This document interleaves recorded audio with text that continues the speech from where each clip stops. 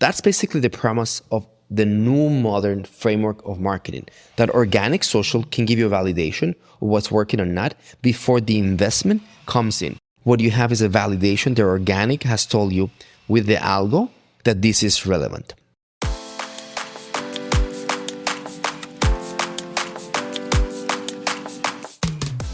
Welcome to the Generation AI podcast, where we demystify artificial intelligence in the world of higher education. I am your host, JC Bonilla, joined by the summer vibes right now in Dallas, Texas, Ardis Kadiu. How you doing, Ardis? Hey, JC, how's it going? I like the summer vibes thing. I think I'll keep going with that. That's a good one. Yeah, you have a glow, a summer glow. And also a beautiful shower curtain. You're doing this podcast from a hotel room, right? I am, yeah. I'm at the Gen Z Bar Jam conference in Dallas, Texas. And it's been an interesting couple of days, so it's been great. How's the food? I think the food is good, but I haven't really paid too much attention to the food. So no brisket, no barbecue, no Dallas vibes there? No. Come on, artists. They don't let you out of that bathroom? When I'm working. It's been great. I was really happy that Dallas won the conference finals yesterday, so that was good. Oh, that's right. You are there in the mecca of NBA championship. Yeah. They weren't here, though. They were playing in Minnesota, but everybody around here was really excited, so it was great to be in the city where the team actually won the Western Conference championships anyway. For about, I don't know how long were the semifinals, right? We were very happy in New York because the Knicks, there was hopes of, if you're a Knicks fan, it's basically painful. It was very disappointing, yeah. But this year was great. And yeah, of course disappointing, but at the same time, the vibes were high. Artists, we're not here to talk about basketball, Dallas, or barbecue. We're here to talk about a really interesting episode. And today we have a hybrid, right? We want to do a bit of a book review from my other boss. I have three bosses: you, my wife, and Gary Vaynerchuk. Hey, I thought you were my boss for this podcast. Good point. And he just dropped a New York Times bestseller, so actually just made it into the list 2 days ago, called Day Trade Attention, a book that is actually anchoring how social media is the new place for relevance to be mined, achieved, and invested on, which then takes us to our second part of this episode, which is the social media algo. Given that this is about AI, we want to take the anchoring of what the book is all about, why this is relevant, why social media, it's not only the place where I just basically go in a, mindless scroll down, but actually the place to be for relevance, brand building, and advertisement. But then also how these algos work, right? In the opening up of generative AI and all these new aspects of AI, what does that mean for the social algo, right? That's the episode today. Anything else that you want to cover as we unpack? Yeah, no, I think that's very, very relevant. Actually, I was in the panel yesterday, and the social media, one of the trends that we were discussing was social media, and a lot of folks, they have social media managers on staff. They're putting out content, but it just goes on deaf ears, and it's becoming more and more of a challenge to get that attention. So this is very, very relevant. And from your perspective, you're looking at this from an analytical perspective, as you're doing at VaynerMedia. Like, you guys are the kings of social in terms of advertising. We are. And you need to showcase and pay attention to where that attention is going to be. So you're doing a lot of the heavy lifting on the analytical side and on the AI side. So maybe we can touch base a little bit on that. And I know that we're going to have a Engage Summit presentation where you're going to go through some of that stuff, but it'll be interesting to understand a little bit from your perspective as well. All right, let's dive in. 100%. So let me just give some context in 2 words. And Ardis, you and I are going to have a conversation about the book. So first, let me throw this question at you, and I'm sure you're going to be throwing questions at me. Day trading. So what does that mean to you? Day trading. And don't look at it from the lens of a book that we're about to talk about. The book starts with the name day trading. You know where that comes from? What are the vibes or the context of day trading? Yeah, I mean, day trading, you think about stocks trading, right? So I'm a day trader, like you're basically trading stocks day to day, kind of older term. But yeah, from the stock world. And the premise there is that stock, something that has dollars and cents, it's underpriced for multiple reasons, right? And you can either use techniques, fundamental or technical analysis to come and say, this asset is going to go up, so I'm going to hold it and I'm going to drop it, right? So the aspect of day trading attention is that now our attention is the asset. And what I mean with attention, it means my eyes, my ears, and potentially my wallet. And that's a really important premise of this book.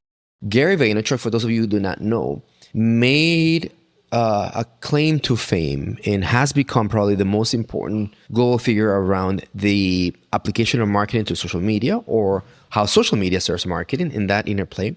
And it comes from his understanding that email marketing was the way to push wine. He comes from a liquor wine type of family, and all of a sudden, they have a mom and chops type of store in New Jersey. And then he realizes in the 90s, oh my gosh, I can blast people in email and then they'll buy my wine via email. So he starts basically in that trajectory to shift away from retail, brick and mortar, to digital commerce. Fast forward to Google shows up and he realizes he can bid on the word wine. He's the first person who bids on wine. Then makes a killing there. Fast forward to social media, YouTube, he starts basically making commercials and reviews on the wine. He realizes that there's an aspect of brand awareness that could come and start getting traction to, you will buy my wine because you heard it on a YouTube shorts. And the whole play of, not always being lower funnel, that I have to come and say, click here and go to my shopping cart, but actually just commentary and things of that sort, the YouTube aspect and experience. But we're talking about 10, 15 years ago, right? He starts doing that.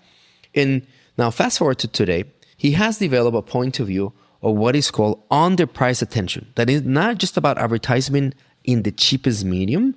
It's really looking at the relative cost of where your attention is at.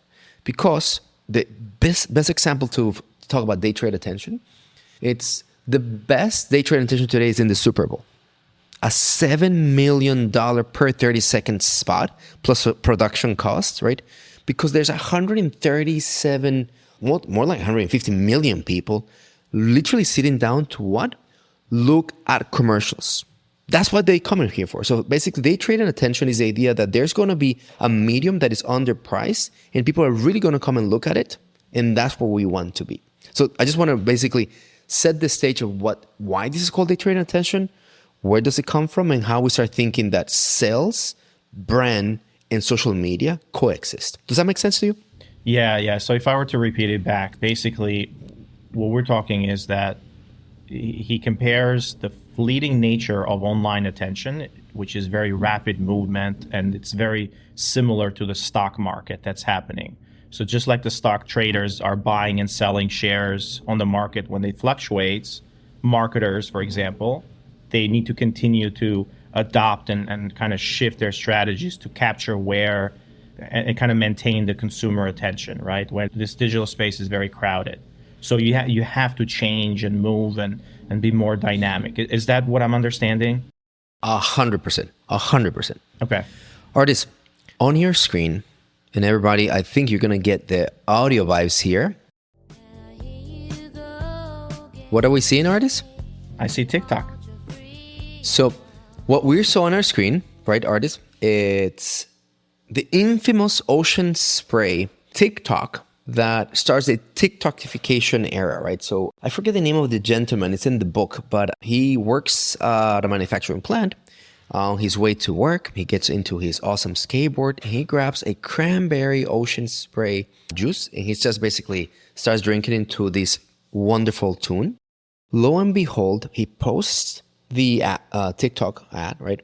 And 2 million views come to him within 24 hours, right? And then by the time this video starts basically making the vibe, so who is this guy? And his energy, I love it. I want to be here, blah, blah, blah. What you start seeing there is classical product placement.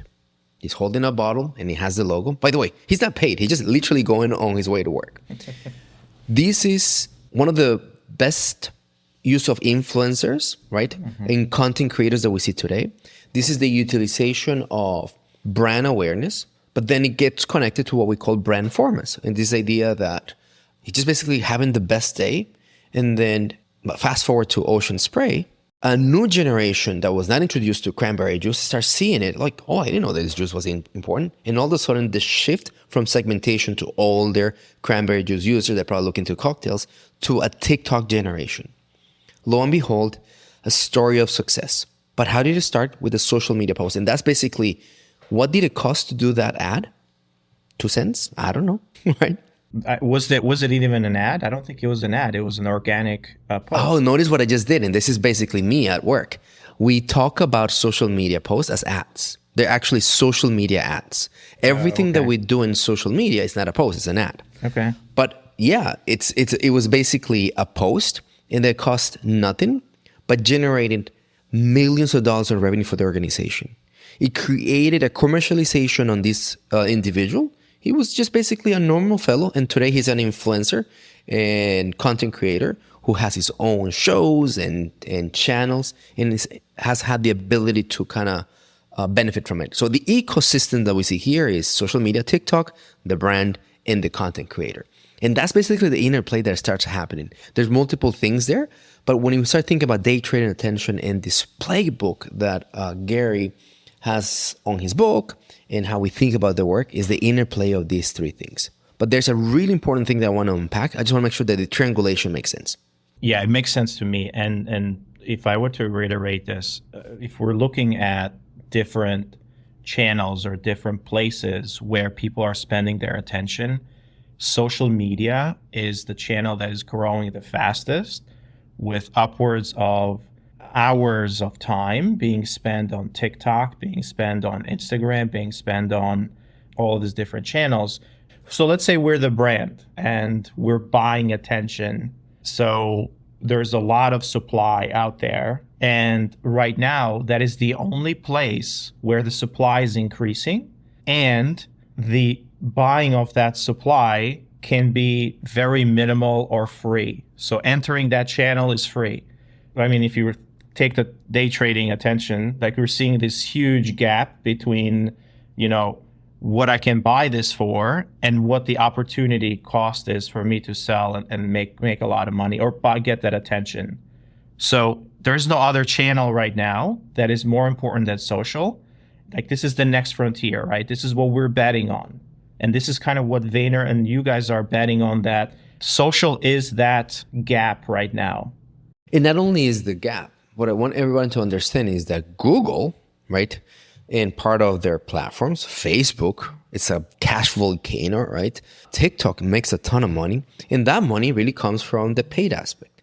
And you can throw millions of dollars. If you're a university or whomever you're listening, and you actually have an e-commerce social media platform, you know that you can pay it. You can put $1 and the dollar is going to work hard. But what I want to unpack is that if the medium is the place, there's a really interesting framework of the pursuit for organic reach, right? Organic costs nothing. Anyone, you artists, me, I can come and start talking about myself, and it costs me nothing, right? It's just the production cost, or maybe my phone, or whatever I want to do. Exactly. The brand can be doing the same thing. And what happens in the pursuit of organic reach, and this is where we're going to start moving from the book to the algo, is that there is an algorithm that becomes the validator of truth. Your content, right, is interesting. And it uses an amplification, which is called organic rank, to come and say, I'm going to give you a number of impressions. So artists, you and I may be connected. Maybe you see my content, maybe you don't. And I want to introduce this idea of the pursuit of organic reach first with why do we care? Is that if it does well and you get, 1,000 impressions, 1 million views, right? It doesn't go viral. Just say it doesn't go viral, but it performs well, then you can put $1, $2, $3. And the premise that has happening here in terms of day trading attention on the book is that the algo has told you this is good content. It has propensity to go viral, right? Propensity is an algorithmic term, and we're going to come and unpack it. So now you put $1, $1,000 or whatever. And the shift there from modern marketing is that before, the creator, if he or she doesn't know if it's going to work, you know what you do? You bring a focus group. 4 people tell you, I love your ad. But now what you have is thousands of people in social media voting with likes, shares, comments, telling you what they like, what they don't like. Imagine a comment that tells you, hey, I really like this guy, and the vibes that he has on this skateboard. So, the ocean spray thing. Think about LinkedIn, all the marketing work that you do in Element. And all of a sudden someone says, I hate the colors of your logo. And then all of a sudden you get that comment, like, what do you do with that? Or, Ardis, my gosh, your content is so spot on. You make me feel better about the state of affairs of higher education and how technology comes in. You start realizing there's reinforcement, there's validation, there's negative and positive comments, and you can start basically building upon. That's basically the premise of the new modern framework of marketing, that organic social can give you a validation of what's working or not before the investment, the bet, if you will, comes in. So what you have is a validated framework that before it goes to Super Bowl and you put thousands of millions of dollars into a TV ad or a placement, what you have is a validation. The organic has told you with the algo that this is relevant. So does that make sense, Ardis? Yeah, it makes a lot of sense. Let me double click just very quickly, because there is, the traditional view of social media and us posting and followers, the idea of followers. We just need to kind of debunk where we are today and the follower approach, because there's a misconception there around, like, I have a social media account and then I'm assuming that all of my students are following me, and every message that I post in there, it's going to all of my followers. So the more followers I have, the better it is.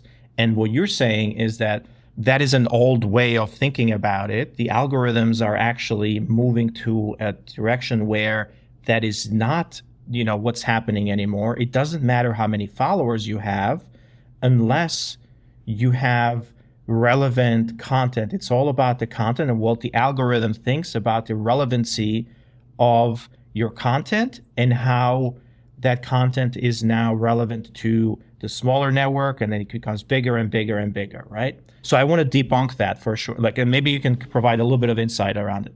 So we're going to come and talk about followers and what is the influence of followers, or in this case, the non-influencer followers on virality or organic performance or social performance. Number two, how do social media algos actually work? And three, which you just described, the input variable is the creative, right? And one of the things that I'm going to be using here is basically creative units, so creative variables, what we call contextual creative in the company. In TikTok, my friends, you can dance, and people have been looking at dancing. I was like, why is everyone dancing? Because what you start seeing is that there's a type of creative that appeals to the algo. The algo starts recognizing things that people like, and you know what it does? The algo is designed to generate engagements, and it's starting to look at where engagements are going to come and proliferate. But then something else happens in the algo. It recognizes its own creative features: green screens, duets, collabs in Instagram, reels, static images, carousels, and all those type of features are basically your creative permutations, and the algo recognizes them really well. You know what the algo doesn't like? Highly curated content.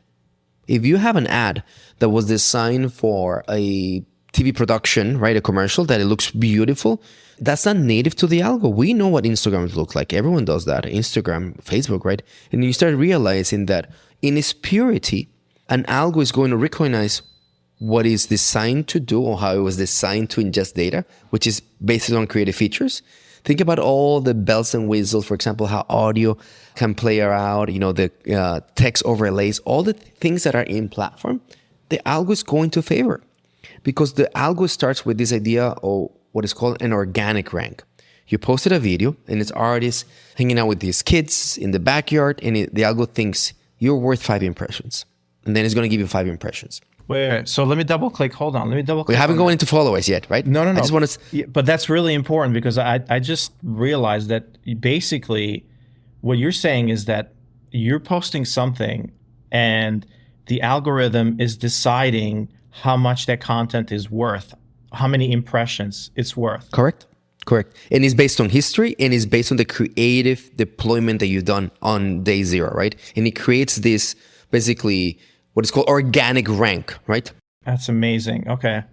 And you deserve 2 points, and points maybe have a translation on impressions and views, right? Okay. And the variables that you're talking about the type of post that you're having in there. It's the content, both text, Correct. images, video, and it's the media type that you're also putting in there. Is it native to the platform? Meaning, are you posting a link to an external site, or are you posting to just text, or are you posting a video that was created with Instagram versus are you posting a video that was uploaded, from your phone that's very highly curated? So it understands all of those different aspects of it, and then it decides what your score is and how much attention to give it.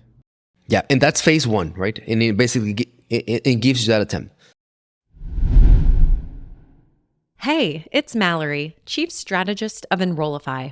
Why travel far when an exceptional higher ed conference experience awaits from the comfort of your campus or home office? I'm thrilled to announce that every single session at the 2024 Engage Summit will be live streamed. And the best part? Registration is free. Many of your favorite Enrollify creators are presenting.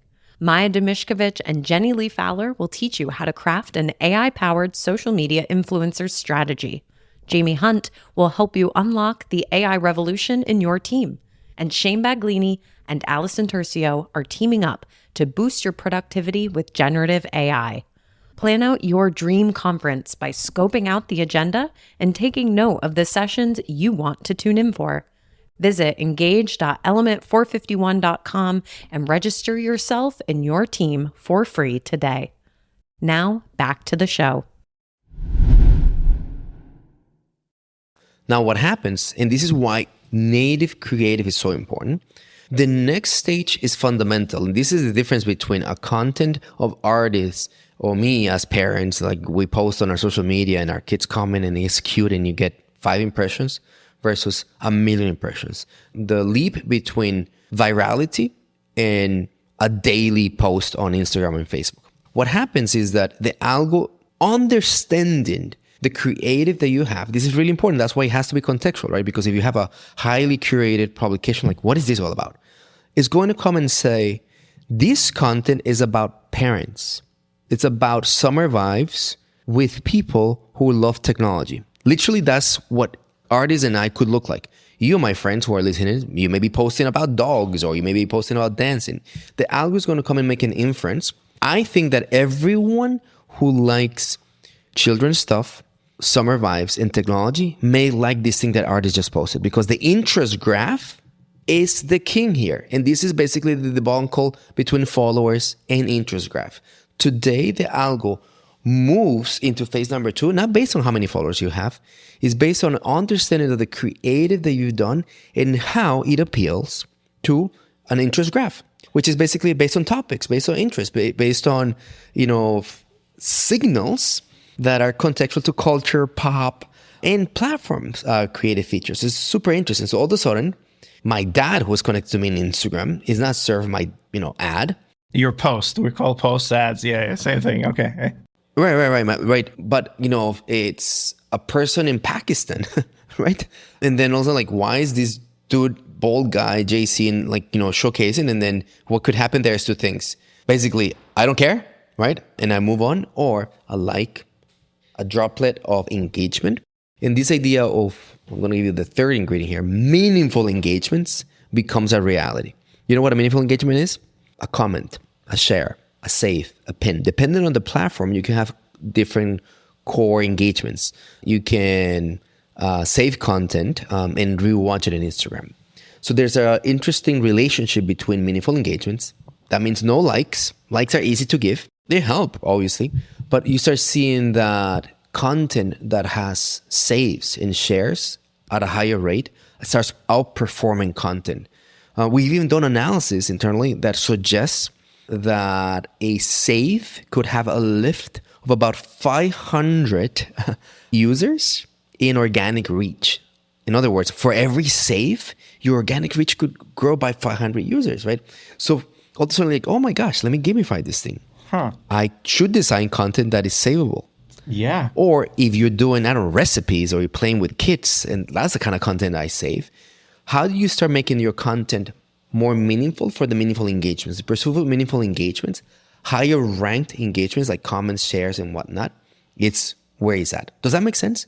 It makes a lot of sense. And I hadn't thought about it that way, but it makes total sense because the platforms are trying to, essentially direct attention or basically make a better connection between, the seller and the buyer being the consumer, and the consumer is saying, I care more about this. And they're saying that, well, your save is worth a lot more because it means that you care a lot more about this content than just a normal like, hence providing even more lift. I mean, that's incredible. So we don't know how these algorithms are weighting or are ranking those different interactions. And of course, there's a lot of secret sauce in there that you guys probably have tested and are testing every single day. But And whenever you figure that secret sauce, it changes on you, right? It's very dynamic.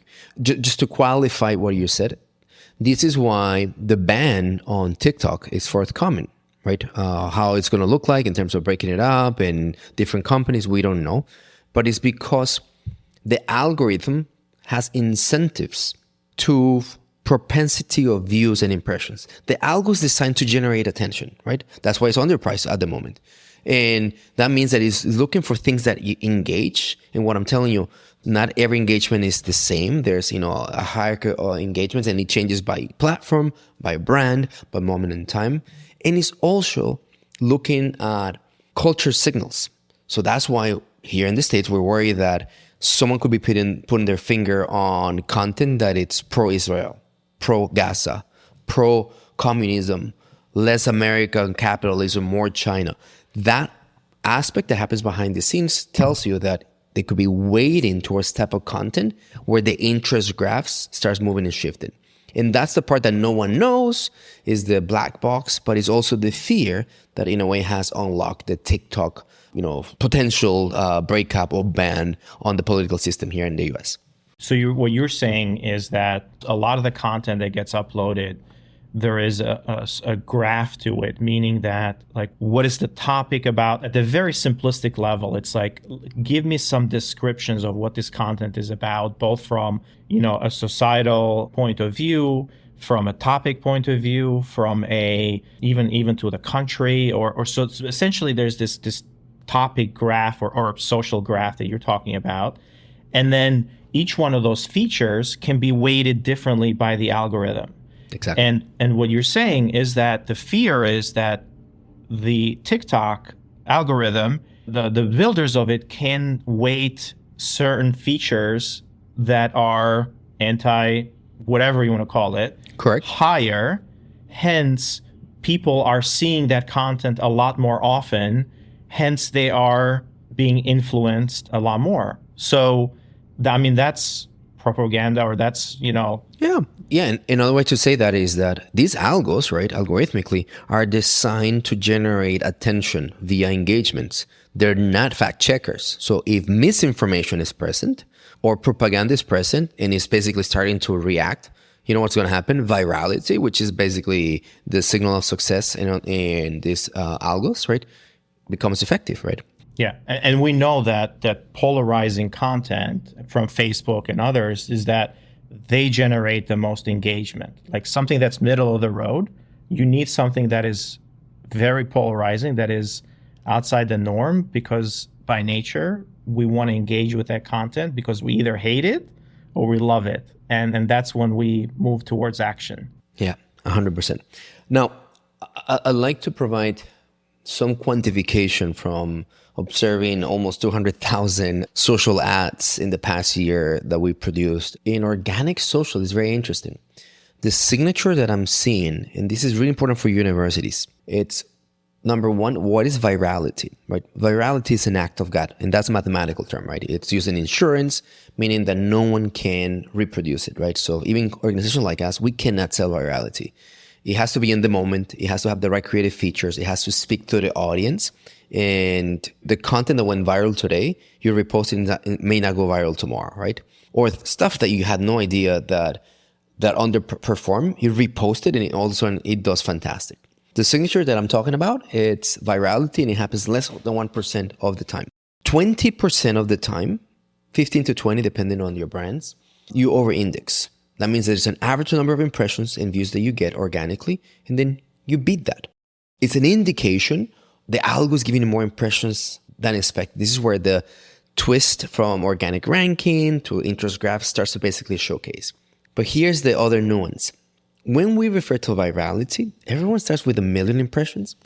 Ardis, let's say that Element and TikTok, that you guys have a ton of presence there, right? Virality for you is going to be 8,000 views. Like, what do you mean? Like, virality should be 1 million. Like, well, no. Because statistically speaking, you always generate 300 views. So the likelihood that you're going to generate 8,000 views, it's literally 1% of the time, right? So what you start seeing is that there's this distribution, right? Let's talk about distribution of impressions. And when you hit the 99 percentile, or like that 1%, that's virality. It's called an anomaly, right? And what I'm telling you, brands, is that you, University X, right? NYU, our friends in SEMO or Florida State or whatever, right? You may be reaching virality with 10,000 impressions in TikTok or 2,000 impressions in another platform. Don't start thinking that virality, this extreme performance, it's 1 million. That is just basically super successful content. But the aspect of really big success is so interesting in the organic signature. So it's very common for creators to produce a ton of content and they only get 200 impressions. And he feels, oh my gosh, my content isn't working. Well, not really, is it? So you start seeing the interplay between what's over-indexing, what's virality, and how it's contextual to the platform and the brand. Does that make sense? Yeah, I mean, it makes total sense to me because the way that you think about it is like you're essentially thinking about this from an engineering perspective. Mm-hmm. Like you're testing a system.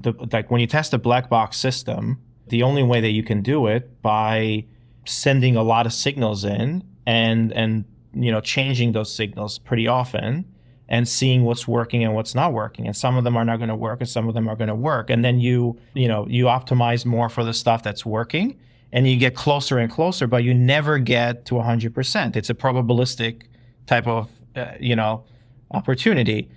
But what you're saying is that those signals are actually changing every single day. So not only do you have to send a lot of stuff in, but you also have to have a knack for how is that going to change every day. So if you post something today that you're like, okay, great, Taylor Swift content, very, very relevant. I'm going to post something about that. And that does really well today. If you do that in a week from now, that's not going to work, right? Because it's not relevant at that time. So there is this, also this idea that you start thinking about what are the features that you need to put in your content that are important to the algorithm as well. And that's why you start testing more and more of them. Very interesting. I get it. So let's take a brand or let's take a university and then we start thinking about their strategy. A lot of them, they have people that are dedicated to social media, but it's a PSA type of approach, a public service announcement type of approach. It's like, let's just throw stuff out and let's see what works.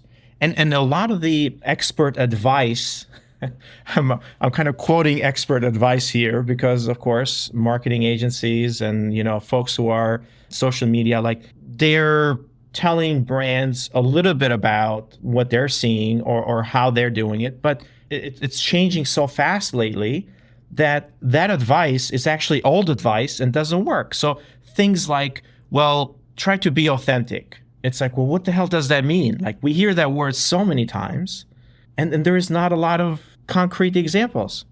Give me a school. Let's do this live. We're going to do a little bit of ideation and I guess towards the engage session that we're going to be having in a few weeks, we'll even unpack more. But give me a school. Don't pick your favorites. Pick the one that makes the most sense at the moment.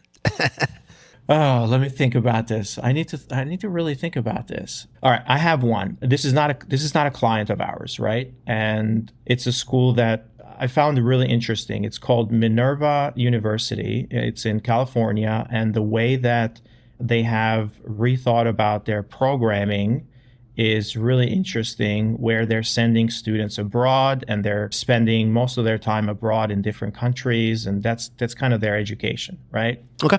So how can they be successful in social? So Minerva University in California, and they have this kind of twist of global education, bilateral, you send and you come back, I'm assuming, right?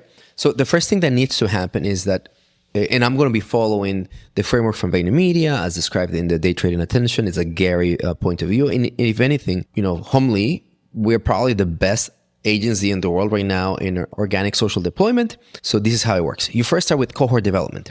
So I'm going to do 3 cohorts. They're not segments, they're cohorts. So adventurous student who wants to hook up. Number 2, academically mindful student. And 3, confused student not knowing what to do next. By the way, you know how many cohorts we do and deploy? Usually between 10 to 50 in 100 days. In 100 days. In 100 days. So it's a volume play. Some of these cohorts may need to be optimized. That's working. You don't know. And this cohort, you know what it becomes? The creative brief. So all of a sudden, the person who's doing a video, let's call it your ambassadors. Hey, students, can you make me content for students who want to come and hook up? Right? Adventures and hook up. So all of a sudden, what happens is I am in Minerva University, and I'm actually in this Spain campus or Spain immersion, and I'm showing the bars. Hey, Minerva University at the Spanish bars.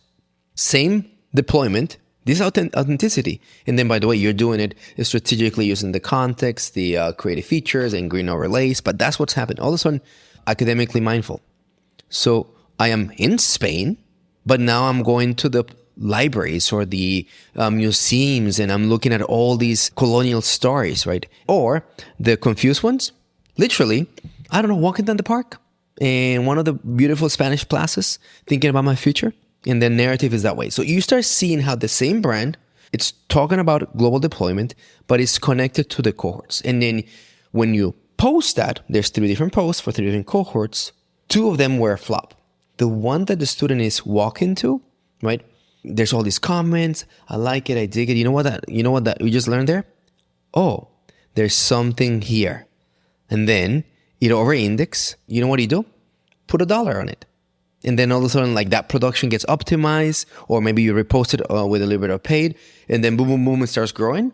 And it could become the big placement board that you put on highway, I don't know, of LA, I don't know where they are in California, but I assume they're, between LA and San Diego, and that's $100,000 of an investment. And it came from learning that it was the student who was confused, right, about his future, how it resonated in social, how you validated that with an amplification framework, using the cultural signals of Spain and whatnot, having a post-creative strategist learning, and then taking it to basically a socially informed campaign. That is the framework. And that's kind of how universities should start thinking about organic. That is a deployment of volume around hypothesis that cohorts are creative engagements of people and users. And not everything works, and it's perfectly fine. But when you find it, amplify it, validate it, and then take it to the big leagues. Last example. And this is, as an agency, we've done a ton of Super Bowl ads. This is my favorite one. But it's not only for the creative, it's how it emerged. A LinkedIn post tells us that there's a feud of how you eat nuts, right? One nut at a time, peanuts, almonds, whatever, or a handful. And there's basically a poll. How do you do it? And it's basically 50-50. A creator says, you know what? This is the idea for Mr. Peanuts. And we took that to Super Bowl with these 2 big superstars. And I forget the name. Is the Asian fellow who's super funny from the Hangover movie. And the guy from, that comes from one of these shows. And they literally go at it. One nut at a time or a handful. And it's a fantastic feud. And it came from a LinkedIn post that generated probably 300 impressions. That was the brief for a multi-million-dollar production in Super Bowl 2 years ago, I believe. This is fascinating. I mean, so when you think about the effort and you think about like the time that it requires, not on the production side. The production side can be the easy part. That's what we're saying. The orchestration, the segmentation, the idea generation of what's connecting and kind of putting those pieces together, like that's where marketing expertise needs to be going forward, because these channels have the opportunity to give us the most ROI. I mean, that is fascinating. As I think about it, I'm like, if I were back now at a marketing agency, I would spend so much time on this, because anybody can go in and deliver paid Google ads or search, and that's an easy one. But nobody can come in right now and say, here's all the things that we're going to try on social from the organic perspective, and then here's our methodology for, which takes a lot of brain power to actually put together. So this segmentation idea, the creative to the segment, like imagine like back in the day, well, I would say back in the day, but maybe years ago, like a creative director had to literally come up with the creatives for all these different campaigns. You know, maybe they did some focus groups, maybe they did a little research, maybe it came from their head, like the Don Draper approach, right? You have the Don Draper approach where the guy was brilliant and he's like, this is going to work, right? I know consumers, this is exactly what's going to work. That's gone. That's no longer relevant anymore. Well, wait, it still works that way. We're talking about a new framework that it's disrupting the industry, right? Right. Yeah. Unfortunately, that's still how many agencies still operate, and how billions of dollars are being invested. Unfortunately. Yeah. So what I'm saying is, like, if I were to have a new agency, like this is how I would, think about this. Like, I can't put those resources anymore because that's saturated. It doesn't give you escape value in a lot of cases, and there's no opportunity there to say, I'm only have $5,000, but if this thing really works, I can be scrappy and get the equivalent of $200,000 worth of ad value out of it. Interesting. Yeah. So if I were to recap what we're saying and try to close, Ardis, there's a world where university and listener, where the TikTok becomes the creative brief. Using our expertise as algo technology people, why you want that? Because an algorithmic validation that this has relevance, that costs you very little, it's under price. But knowing that the algo feeds off of elements that are related in topic, that could jump geographic units, but at the end of the day, creative is the variable. And this is basically the emergence of using technology and algorithm mathematics to have a socially informed campaign. Think about it. This is really what's happening in social media, and why this topic of marketing and creative, it's actually being discussed in this podcast when we talk about algorithms and AI. So it's a really interesting nuance, and I hope everybody gets something off of this. And it's like literally we're bringing three bodies of work, right? The state of admissions and marketing, higher education, the state of marketing, but also social media algos and whatnot. So, yep, I hope everybody enjoyed it. Yeah. Thanks, JC, for doing this. Well, thanks, everybody. Hope you've enjoyed this. If you haven't signed up for Engage Summit yet, JC is going to be there live talking more about the algorithmic approach and how he's putting this framework to work. And we hope to see you there. Please give us a review and like and follow us on wherever you listen to your podcast, Apple Podcasts, Spotify. We'd really appreciate it. And please share this with others that you feel will be benefiting from it as well. Thanks. Till next time. Thank you, everybody. Generation AI is part of the Enrollify podcast network. If you like this podcast, chances are you're going to like other Enrollify shows too. Our podcast network is growing weekly, and we've got a wide range of marketing, enrollment, and higher ed technology shows that are jam-packed with stories, ideas, and frameworks, all designed to empower you to be a better higher ed professional. Our shows help higher ed leaders and professionals like you find their next big idea. They feature a selection of the industry's best as your hosts, like Jamie Hunt, Seth Odell, Jenny Lee Fowler, Brian Gross, and many of your favorite leaders in higher ed. Enrollify is made possible by Element 451, the next generation AI student engagement platform that's helping institutions all over the country create meaningful, personalized, and engaging connections with their prospects and students. Learn more at element451.com.